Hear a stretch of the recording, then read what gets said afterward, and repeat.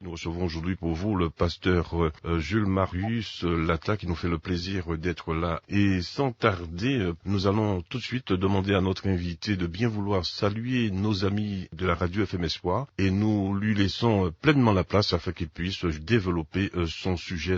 Bienvenue à vous, pasteur Jules Marius Latta. Bonjour, cher pasteur Jules. Bonjour, chers amis auditeurs, auditrices de FM Espoir. C'est un réel plaisir pour moi d'être sur cette antenne et de partager quelques moments de réflexion avec vous. Merci de m'accueillir, merci de me faire une petite place dans vos cœurs, dans vos pensées et d'ouvrir votre entendement pour que nous puissions ensemble partager ce que le Seigneur a bien voulu mettre à mon cœur pour que nous puissions exprimer notre espérance en lui. Et avant de commencer, je voudrais juste prier un instant avec vous pour rendre gloire à ce grand Dieu, ce merveilleux Dieu qui a permis que nous puissions voir le soleil du jour et que nous nous retrouvons encore ce soir sur cette merveilleuse chaîne. Seigneur, nous voulons te bénir, nous voulons te célébrer, nous voulons te louer, toi qui fais toutes choses bonnes en son temps. Tu permets, ô notre Dieu, qu'avec mes frères et sœurs, nous puissions échanger sur ta parole. Inspire-nous, mets la vérité dans mon cœur. Ôte tout mensonge de ma langue, Seigneur. Je condamne tout esprit impur, tout esprit méchant qui voudrait venir nous distraire en ce soir. Dispose-nous, dispose nos cœurs, dispose nos pensées, dispose nos vies à vivre selon que toi, Seigneur, tu le veux. Gloire à ton nom. Et permets, ô notre Dieu et notre Père, que cet échange se passe selon ta volonté, sous ta conduite, sous la conduite du Saint-Esprit. C'est au nom de Christ Jésus que j'ai ainsi prié. Amen. Alors, donc, le thème que nous avons depuis quelques jours à partager, c'est sur le mandat apostolique. Je vais essayer d'aller lentement parce que nous allons faire un travail exégétique. Nous allons beaucoup consulter les Écritures et ça va être subdivisé ce thème en 3 ou 4 chapitres et nous allons pouvoir comprendre ce que le Seigneur veut nous dire. En premier lieu, je vais vous demander de prendre vos Bibles dans le livre de Luc chapitre 6, à partir du verset 12 au verset 13. Luc chapitre 6, des versets 12 et 13 que je lis. En ce jour-là, Jésus se rendit sur la montagne pour prier. Et il passa toute la nuit à prier. Quand le jour parut, il appela ses disciples et il en choisit 12, auxquels il donna le nom d'apôtres. Il donna le nom d'apôtres. Je suis un exégète et j'aime bien lorsque un terme est choisi et qu'il y a des termes qui sont prééminents. Je préfère faire ce travail exégétique pour que nous sachions de quoi nous allons parler. Et nous voulons parler du mandat apostolique. Et donc, et c'est pour cela que nous avons pris ce texte et nous allons prendre un deuxième texte dans le livre de Marc chapitre 3, c'est sensiblement le même texte. Marc chapitre 3 de 14 à 18. Marc 3, 14 à 18.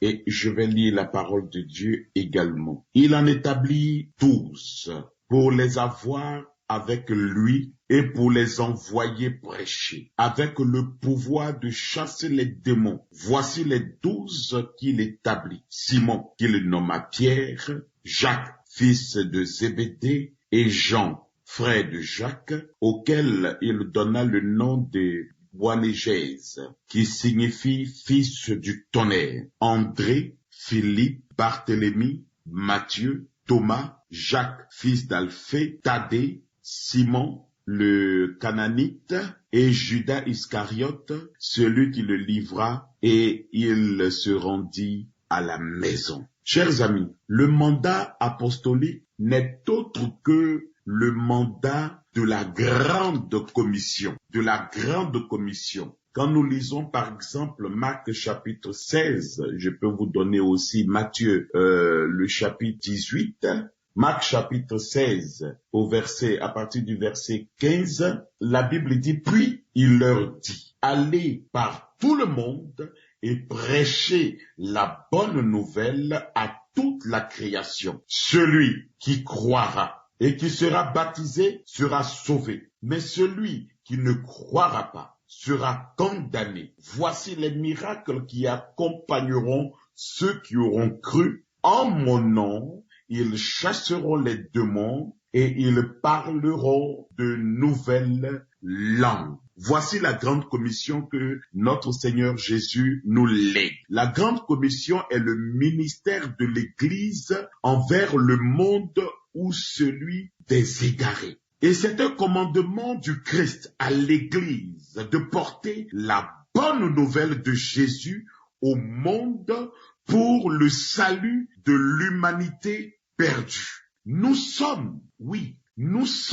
dans le monde des derniers temps, chers amis. Nous sommes dans les derniers temps. Ne nous leurrons pas. Nous sommes dans les derniers temps. Je m'en vais vous lire 1 Jean, par exemple, au chapitre 2, verset 18. La Bible nous dit ceci. 1 Jean, chapitre 2, verset 18. Mes petits enfants, c'est la dernière heure. Et comme vous avez appris qu'un antichrist vient, il y a maintenant plusieurs antichrists. Par là, nous connaissons que c'est la dernière heure. C'est la dernière heure. Chers amis, nous sommes encerclés. Oui, nous sommes encerclés. Nous sommes envahis par cette espèce d'antichrist qui devient de plus en plus visible par les épiphénomènes, les choses que nous voyons qui sont maintenant visibles, c'est-à-dire nous pouvons parler de la manifestation de cette pandémie mondiale qui a paralysé le monde entier et qui continue avec son corollaire de millions de morts. Et nous voyons la nomenclature des morts et des malades qui sont internés encore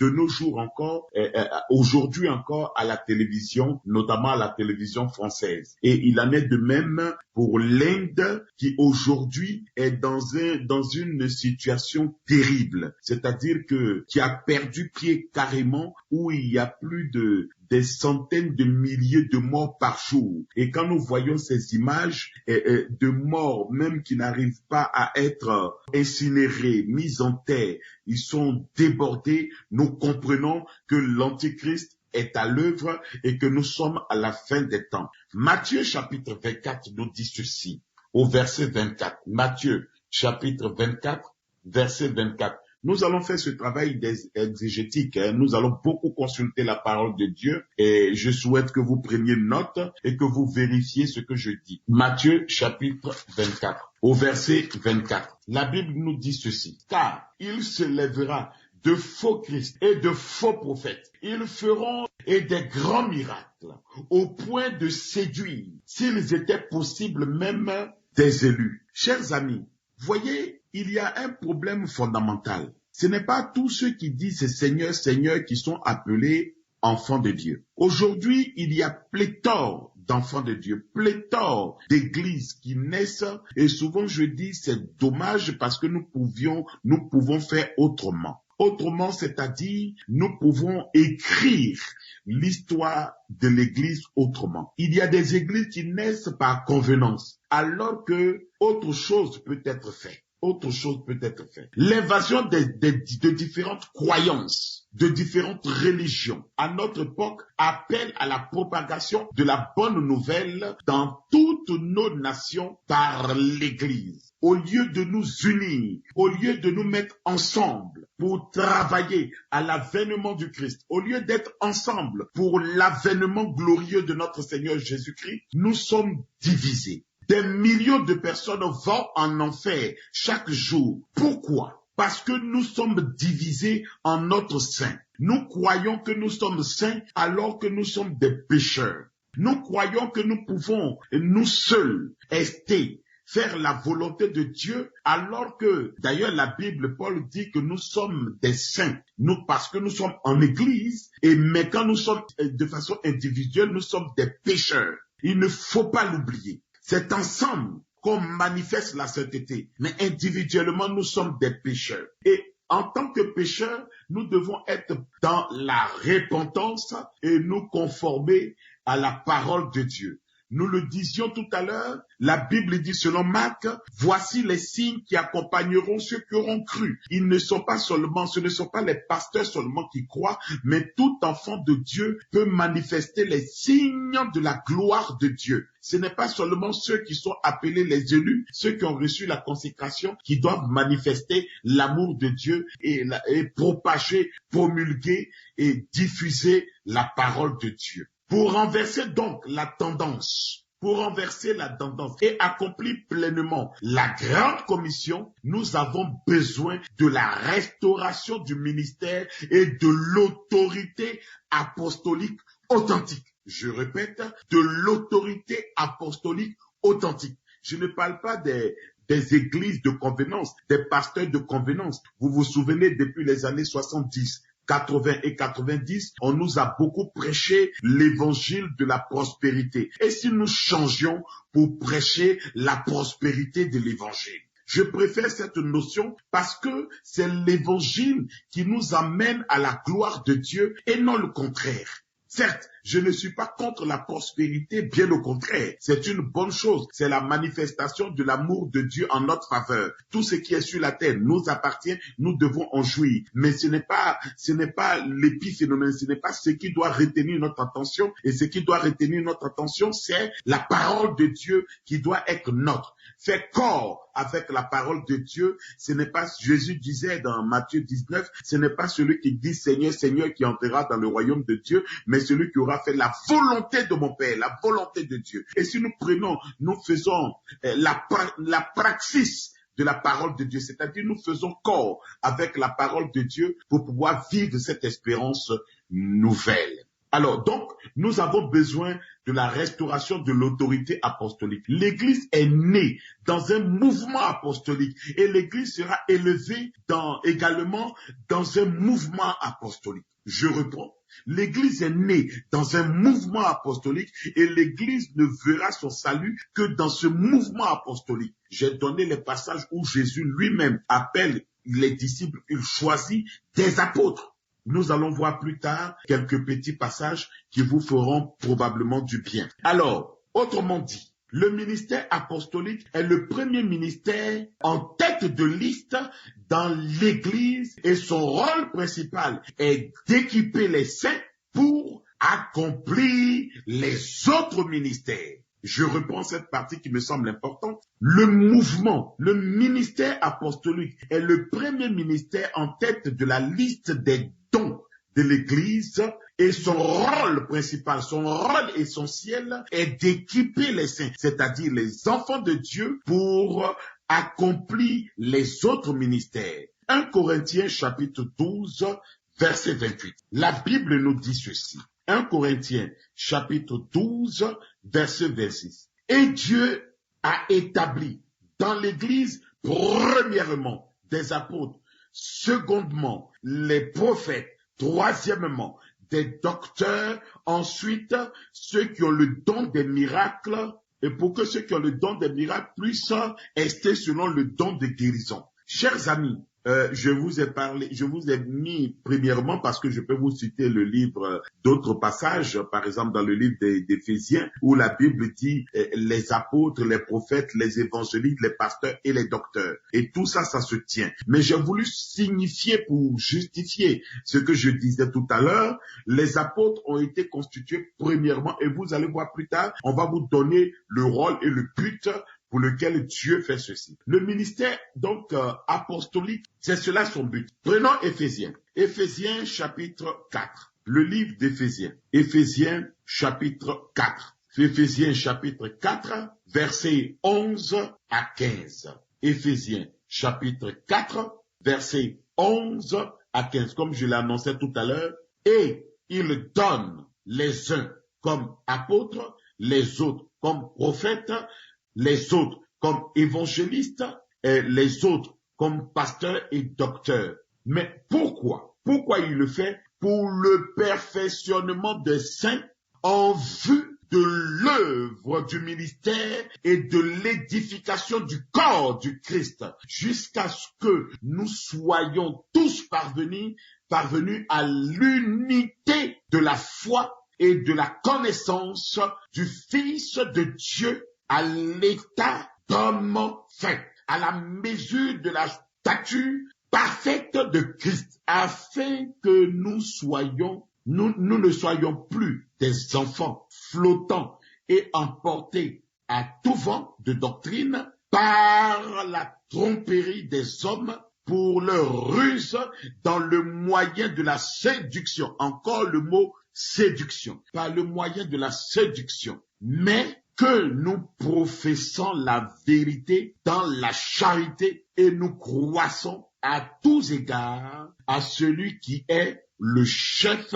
le Christ. Chers amis, vous savez, la séduction, le Seigneur insiste sur le mot séduction parce que c'est par la séduction que le péché est entré dans le monde. Chaque homme de Dieu, chaque serviteur de Dieu, chaque enfant de Dieu qui ruse, qui séduit pour parler de Dieu n'est pas de Dieu.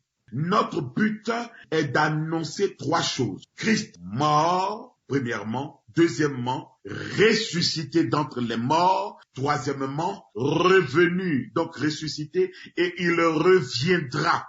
Monté au ciel, il reviendra tel qu'il est monté. Voici l'essence de l'évangile. Et à partir de cela découlent tous les dons spirituels. Donc ce n'est pas par la séduction, mais par le ministère apostolique pour l'édification et le perfectionnement des saints. Les apôtres peuvent fonctionner dans tous les 5 dons du ministère. Le but du ministère apostolique, je le disais tantôt, est le perfectionnement des saints, c'est-à-dire de fortifier la foi, d'emmener les enfants de Dieu à la connaissance de la parole de Dieu. L'œuvre du ministère, deuxièmement. Troisièmement, l'édification du corps du Christ jusqu'à ce que nous soyons parvenus à l'unité, à la mesure de la stature parfaite de Christ, établie afin nous ne soyons plus flottants, emportés par tout vent de doctrine. Par tout vent de doctrine. Je voudrais dire, s'il y a des serviteurs de Dieu qui nous écoutent ce soir, on ne base pas son ministère sur les dons spirituels. C'est pas parce que nous avons le don de guérison, le don de prophétie, que nous devons baser notre ministère sur ces dons. Parce que les dons sont inhérents à la fonction. Les dons sont inhérents à la fonction. Et ça, tous les théologiens vous le diront. L'apôtre vient du mot grec, Apollos, qui signifie simplement envoyé. Celui qui est envoyé, un messager. Le vrai apôtre reconnaît en lui-même son appel apostolique. C'est quelqu'un qui est envoyé avec une mission spécifique ou un mandat divin. La différence entre le disciple et l'apôtre est l'autorité. Tout apôtre doit avoir vécu une expérience personnelle et surnaturelle avec Dieu pour se clamer et se réclamer de ce titre apostolique. Le rôle de l'apôtre. Un apôtre est un père spirituel, c'est-à-dire il peut conduire un grand nombre de personnes. C'est peut-être là la plus grande caractéristique de la vie d'un apôtre. 1 Corinthiens chapitre 4, nous allons reprendre la parole de Dieu. 1 Corinthiens chapitre 4, 1 Corinthiens chapitre 4, verset 15.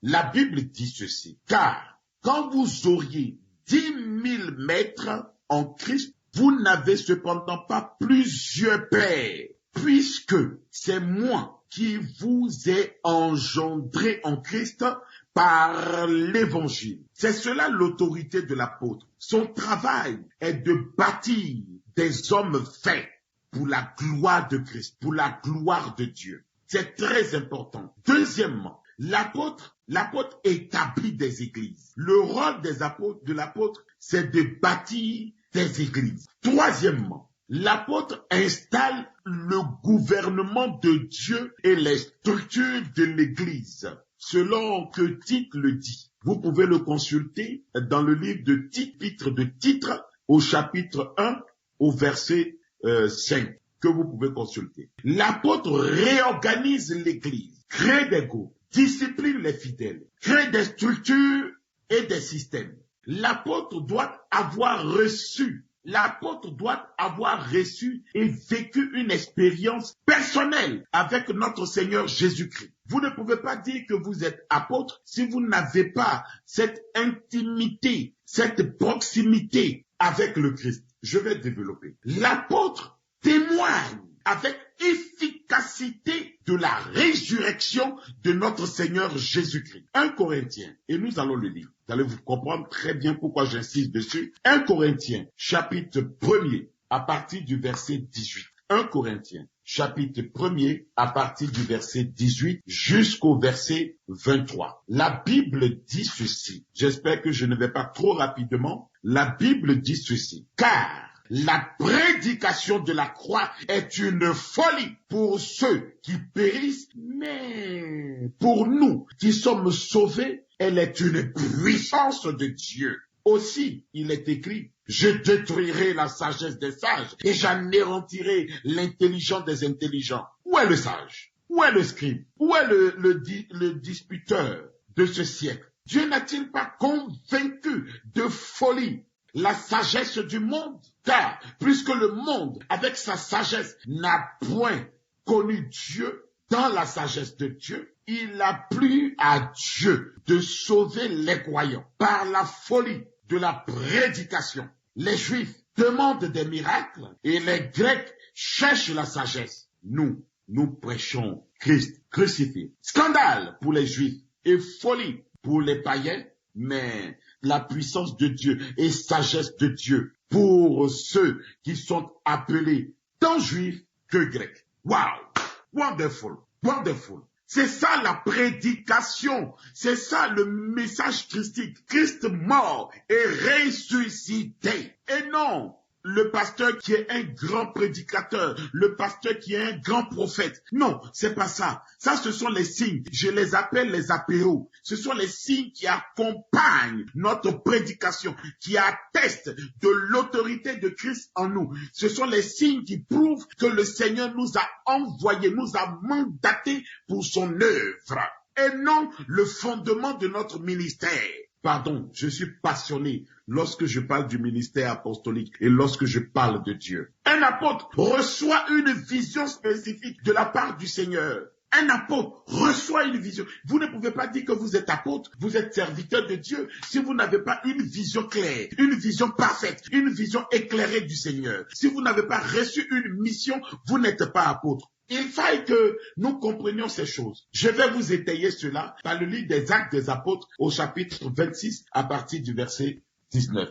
Actes des Apôtres, chapitre 26 à partir du verset 19. La Bible dit ceci. En conséquence, Roi Agrippa, je n'ai point résisté à la vision céleste, à ceux de Damas d'abord, puis à Jérusalem, dans toute la Judée, dans toute la Judée, et chez les païens, j'ai prêché, et c'est Paul qui parle, j'ai prêché la repentance et la conversion à Dieu avec la pratique d'œuvres dignes de la repentance.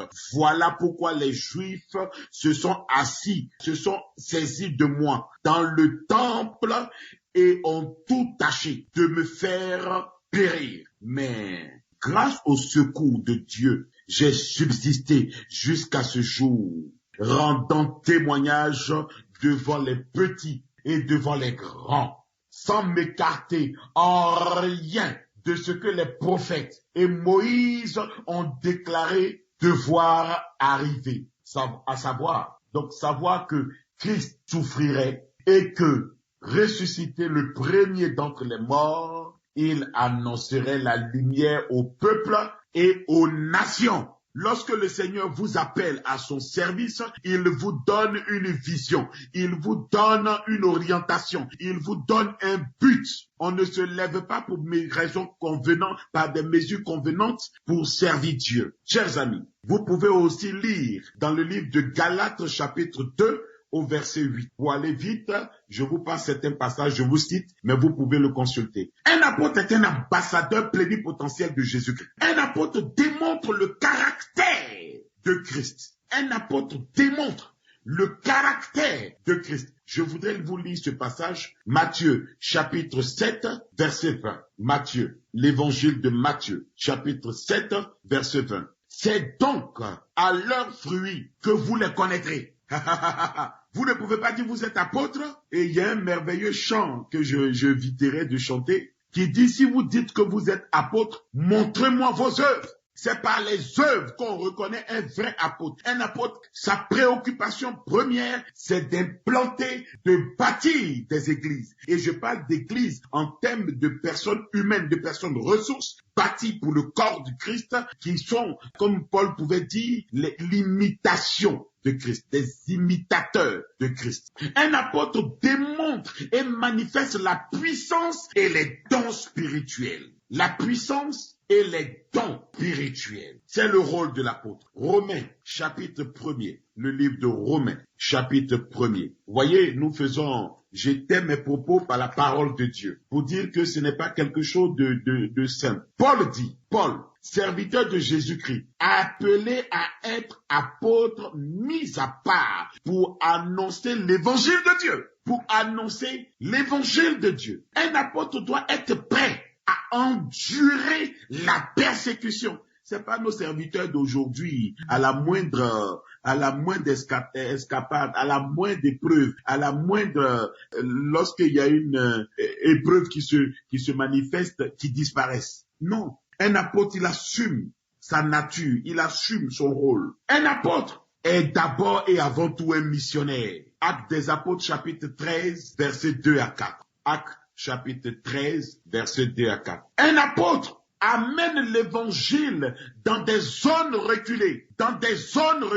C'est son devoir. Lorsque vous dites vous êtes apôtre, vous ne vous limitez pas comme nous voyons. J'ai mal ici à Paris. Vous allez à la Seine-Saint-Denis par exemple, il y a un bâtiment qui s'appelle la Briche. Vous ne pouvez pas imaginer la pléthore d'églises qu'il y a dans ce bâtiment. Mais il n'y a pas qu'à Paris qu'on peut exercer. Il faut aller dans le fin fond de la Guadeloupe, quelque part à Saint-Martin ou je sais pas, en Martinique, en Afrique, dans le fin fond des villages pour annoncer l'évangile. Vous êtes en France, vous ne pouvez pas rester seulement dans les grandes villes. On peut aller dans les petits cantons. Il y a des gens qui n'ont pas encore entendu parler de Christ. Je vais vous lire un passage de Romains. Romains chapitre 15. Romains chapitre 15, verset 20. La Bible nous dit ceci. Et je me suis fait l'honneur d'annoncer l'évangile. C'est Paul encore qui parle, qui écrit aux Romains. Et je me suis fait l'honneur d'annoncer l'évangile là où Christ n'avait point été nommé, afin de ne pas bâtir sur des fondements d'autrui. Aujourd'hui, nous évangélisons des chrétiens. Je répète, je reprends. Aujourd'hui, lorsqu'on nous dit d'aller évangéliser, la tendance est d'évangéliser les chrétiens. C'est très facile d'évangéliser les chrétiens que d'aller chercher de nouvelles âmes, d'aller frapper aux portes, de prendre le risque d'annoncer l'évangile à des gens qui ne connaissent pas Christ, qui vont peut-être nous agresser verbalement, même peut-être physiquement. Paul dit, je vais annoncer le Christ là où Christ n'avait point été nommé, afin de ne pas bâtir sur le fondement d'autrui. On est superposés les uns sur les autres, sans chercher à construire, à bâtir l'œuvre de Dieu, l'œuvre de Christ. Ça veut dire que nous n'avons pas reçu l'appel de Dieu. Je vous ai cité le passage. C'est à notre fruit qu'on reconnaîtra que nous sommes serviteurs de Dieu. Un apôtre doit être prêt à endurer les persécutions, je l'ai dit. Un apôtre est un homme de prière. On a des hommes de Dieu, des serviteurs de Dieu qui ne prennent même pas le temps de méditer la parole de Dieu, de prier d'abord pour leur propre vie, pour leur famille et pour leurs âmes, pour les âmes qu'ils encadrent. Et aussi pour le monde. Un apôtre est un combattant. Il va chercher des âmes perdues. Il va arracher les âmes dans le monde des ténèbres. Actes des apôtres chapitre 3, verset 1. Ne soyons pas laxistes. Soyons des serviteurs oints de Dieu. Acte 3, verset 1. Pierre et Jean montaient ensemble au temple. Et à l'heure de la prière, c'était la 9e heure. La 9e heure, il y avait un homme boiteux de naissance qu'on portait et qu'on plaçait tous les jours à la porte du temple appelé l'Abel pour qu'il demandât le monde. On venait le poser là pour qu'il demandât le monde. Et Pierre a répondu, quand le mendiant l'a vu, vous pouvez continuer la lecture, le mendiant l'a vu, il a dit, mais oh, écoute, je suis là, mais fais-moi une aumône, donne-moi quelque chose. Mais pourquoi c'est devant le temple qu'on venait le poser pour attirer l'affection de ceux qui entrent là pour prier? Mais Pierre a dit, moi, je n'ai ni or, ni argent à te donner, mais j'ai quelque chose de plus merveilleux, j'ai quelque chose de grandiose à te donner. Au nom de Jésus-Christ, lève-toi et marche. Et il se leva et il marcha. Il entra dans le temple avec Pierre et Jean. Je suis convaincu que depuis des années où on le posa devant le temple, il n'y entrait jamais. Mais pour la première fois, il est entré pour louer Dieu, pour célébrer Dieu. C'est à cela que nous sommes appelés, à aller chercher des âmes perdues. Ceux qui n'ont pas la capacité, le potentiel d'entrer. Il y a des gens qui ne se sentent pas sains, qui ne se sentent pas bien, qui pensent qu'il faille qu'ils soient purs pour aller à Dieu. Mais c'est ceux-là, vers ceux-là que nous devons aller pour annoncer la bonne nouvelle. Un apôtre sélectionne, forme, développe, ordonne des leaders de l'Église. C'est le rôle de l'apôtre. Actes des apôtres, chapitre 14, verset 23. Un apôtre est activement engagé dans la moisson et dans l'établissement des âmes. Vous savez, je vais vous raconter une histoire qui est vraie. Oh, je vais vous passer l'histoire. Mais aujourd'hui, nous avons des pasteurs stars, des pasteurs qui sont sur des trônes. Et ce sont leurs collaborateurs qui font l'œuvre et eux, il récolte les bénéfices. C'est pas le rôle d'un leader. Le leader, certes, il lead, il ordonne, il organise, mais sa fonction première est d'aller gagner des âmes. Aujourd'hui, nous sommes des pasteurs stars. Nous ne voulons pas nous salir les mains. Encore heureux, nous avons Internet. J'imagine au temps des apôtres qui devaient se déplacer à dos de mulets, à dos de chevaux, à dos d'ânes pour aller de contrée en contrée pour annoncer l'évangile. J'imagine. Un apôtre, son travail est le rétablissement des âmes. Chers amis, si les fruits de l'apostolat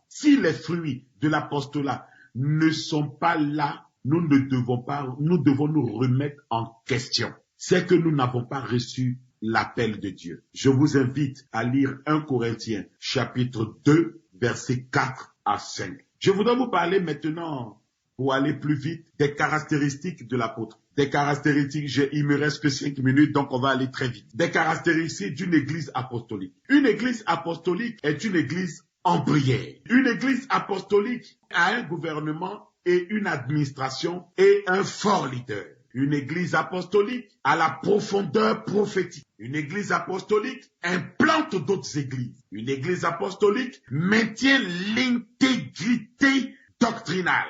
Une église apostolique équipe l'église pour faire l'œuvre du ministère. C'est une église de serviteurs et de servantes de Dieu. Une église apostolique est activement engagée dans la grande commission, c'est-à-dire aller annoncer la bonne nouvelle de Christ. Une église apostolique est passionnée pour les âmes. Une église apostolique se regarde comme des pèlerins. Une église apostolique pardonne, discipline et restaure les disciples qui sont tombés et non condamne. Notre mandat, proprement dit, dans cette saison apostolique, ce mandat est de prophétiser. Nous devons avoir un mandat prophétique, le mandat d'éducation, le mandat du leadership, le mandat de la prospérité, le mandat de la restauration du royaume et de la justice, le mandat de la guérison, les signes et les prodiges. Ésaïe chapitre 8, verset 18. Le succès d'un mandat apostolique dépend de l'esprit d'équipe. De l'esprit d'équipe. On ne peut pas bâtir une église seule. On a besoin d'une équipe. Il n'est pas bon de s'accomplir seul. On bâtit, on avance seul, ensemble, en groupe, en équipe. Dans cette équipe, nous devons apprendre à opérer comme une famille. Souvenez-vous du psaume 133, verset 1er. Voici qu'il est doux, qu'il est agréable pour des frères de demeurer ensemble. Une équipe apostolique est faite d'individus qui mettent de côté leur ego, leur agenda personnel pour se soumettre volontairement à l'unicité, l'efficacité, le succès de la mission. Ils ne cessent pas d'être uniques pour autant. Personnellement, nous avons un but commun et nous contribuons à cela. Pour développer un bon esprit d'équipe, le but doit être clairement défini. le respect mutuel, l'écoute, l'appréciation et la libre expression dans le respect et dans l'amour.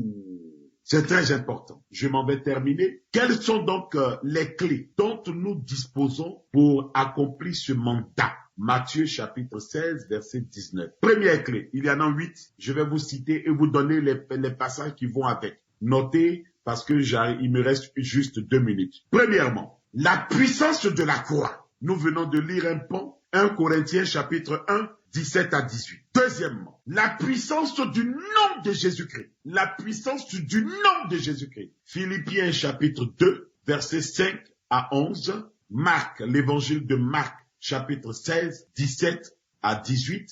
Actes des apôtres, chapitre 3, 6 à 8. Troisièmement, la puissance du Saint-Esprit. Actes des apôtres, chapitre 1, verset 8. Vous recevrez le Saint-Esprit faisant de vous des témoins, d'abord à Jérusalem, etc., etc.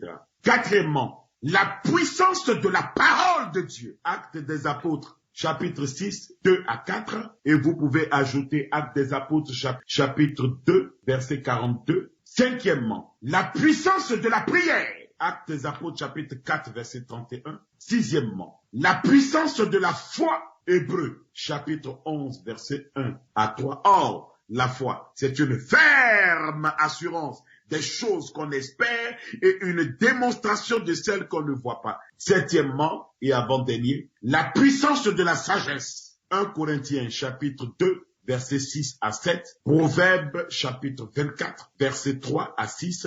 Et je m'en vais terminer par le plus beau, la puissance de l'amour. 1 Corinthiens chapitre 13. Chers frères et sœurs, voici ce que le Seigneur a mis à cœur. C'est vrai que ce n'est pas exhaustif. Pardonnez mes écueils et je pense que vous avez quand même retenu l'essentiel de ma pensée et plaise à Dieu que cela touche votre cœur, votre esprit et que Dieu vous bénisse pleinement. Je vous remercie.